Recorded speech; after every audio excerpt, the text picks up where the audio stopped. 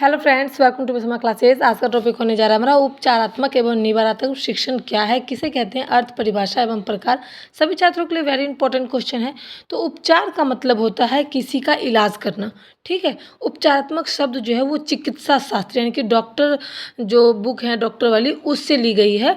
और जिस प्रकार एक डॉक्टर विभिन्न प्रशिक्षणों यानी कि बहुत तरह का टेस्ट करके रोगी का रोग जान पाते हैं, उसी प्रकार एक शिक्षक भी उपचारात्मक शिक्षण के माध्यम से उन छात्रों का उपचार करते हैं जिन्होंने अपने गणित या फिर और भी कई विषयों में अधिक से अधिक खराब प्रदर्शन किए हैं, जिसके कारण वो उपचार के योग्य हो जाते हैं। और शिक्षक जो है उसका रोग जानकर अपने उपचारात्मक शिक्षण के माध्यम से उनका इलाज करते हैं। तो ये हमारा उपचारात्मक शिक्षण के अर्थ हैं, जिसे बुनियादी कौशल के रूप में भी जाना जाता है।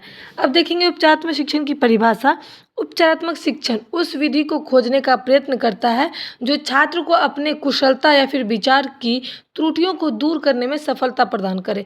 छात्रों को नियमित अशुद्धियों को दूर करने के लिए जो शिक्षा कदम व्यवस्थित किया जाता है उसे उपचारात्मक एवं निवारात्मक शिक्षण कहते हैं। जैसे कि अगर कोई भी छात्र अगर कोई भी चीज़ जैसे किसी की मात्रा में दिक्कत हो गई, किसी को लर्निंग में दिक्कत हो गई, तो उसकी जानकारी ले करके और उस चीज़ को ठीक करने का वो क्या कहते हैं निदान करने का, निवारण करने का सोचते हैं, उसे ही हम उपचारात्मक शिक्षण की परिभाषा के अंतर्गत रखा जाता है। और जिस छात्र की वह निर्देशक कठिनाइयों को दूर हो जाए उसके लिए उपचारात्मक शिक्षण जो है ज़्यादा उपयोगी माना गया है। कठिन से कठिन जानकारी यानी कि कठिन से कठिन क्वेश्चन दिए जाते हैं, उसकी परीक्षाएं होती है और क्या अच्छा है क्या बुरा है, कौन से स्टूडेंट में कितनी खामियां खूबियां हैं, वो देखते हुए इसका उपचार किया जाता है। इसके लिए आवश्यक है कि बालक की कठिनाइयों की प्रवृत्ति भली भांति समझ ली जाए, यानी कि शिक्षक जितने भी हैं और जो स्टूडेंट को दिक्कत है उनको भली भांति समझना जरूरी है कि कौन बच्चे को कौन चीज़ में ज़्यादा कठिनाई हो रही है। मनोवैज्ञानिक और मनोवैज्ञानिक प्रक्रिया के उपचारात्मक शिक्षण के लिए आवश्यक है। अगर मान लीजिए मनोवैज्ञानिक, अगर हमारे मन पर क्या प्रभाव पड़ता है, दूसरे के मन में क्या चलता है, ये मनोविज्ञान के माध्यम से ही संभव है। तो मान लीजिए किसी छात्र को बीजगणित हो गया या फिर कोई भी अभ्यास में किसी भी प्रकार के नियमित रूप से वो भूल जाते हैं, यानी कि अगर सोशल साइंस देख लीजिए उसमें बड़े बड़े क्वेश्चन होते हैं तो विद्यार्थी जल्दी भूल जाते हैं। तो उसका उपचार कैसे होगा? केवल बार बार आवृत्ति से संभव नहीं है, वर्णन से, अगर उसमें बीजगणित संबंधित प्रवृत्ति से संबंध नहीं है, तो अगर बच्चे बार बार याद कर रहे हैं उनसे याद नहीं हो रहा है, बच्चे बार बार अशुद्धियाँ कर रहे हैं, मात्रा में दिक्कत हो रही है, सुन के बोल के उच्चारण शुद्ध करने के बाद भी गलतियाँ कर रहे हैं, क्यों कर रहे हैं, तो ये सब का जो वर्णन है और वर्णन करके जो चीज़ को समझना है, अब बच्चे को कैसे पढ़ाना है वो हम आपको बताएंगे। जैसे कि उपचारात्मक शिक्षण के दो प्रकार हैं, पुल आउट रेडिमेशन, इसको हम व्यवहारिकता कहेंगे, और पुश इन रेडिमेशन, तो इसको हम कहेंगे सामूहिक।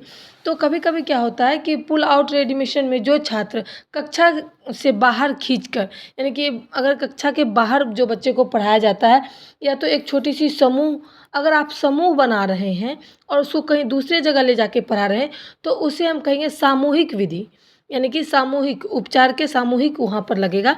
और जब पुश इन रेडिमेशन, जो उपचारात्मक शिक्षण केवल कक्षा में दिया जाता है, यानी कि सभी छात्रों के बीच में दिया जाता है, तो वो तो एक भी छात्रों के लिए अलग नहीं हुआ, तो उसे हम व्यवहारिकता कहेंगे। तो अब देखेंगे हम कि इन दोनों में क्या अंतर है। व्यवहारिक जो कि अपने विचारों के माध्यम से कई छात्रों के बीच अपना ज्ञान प्रदर्शन कर सकते हैं, उसे हम व्यवहारिक रेडिमेशन कहेंगे, जैसे कि पुश इन रेडिमेशन, ठीक है। और पुल आउट यानी कि सामूहिक, जब अगर हम कई छात्रों को पढ़ा रहे हैं और उन्होंने 10 में से 5 विद्यार्थी ने अच्छा प्रदर्शन किया और 5 ने नहीं, तो वो पाँचों को एक अलग जगह ले जाकर एक अलग स्थान पर समूह बना कर उस चीज़ों को, कठिनाइयों को दूर किया जाता है और उसे अच्छे से समझाया जाता है, तो उसे हम पुल आउट रेडिमेशन कहेंगे, यानी कि सामूहिक रेडिमेशन कहेंगे। उम्मीद करते हैं कि उपचारात्मक शिक्षण की परिभाषा, अर्थ, प्रकार को मैंने अच्छे से समझाया है। अगर आपको समझ में आए तो प्लीज़ लाइक, ज़्यादा से ज़्यादा इस वीडियो को शेयर करें, सपोर्ट करें, सब्सक्राइब करें। Thanks for watching my video.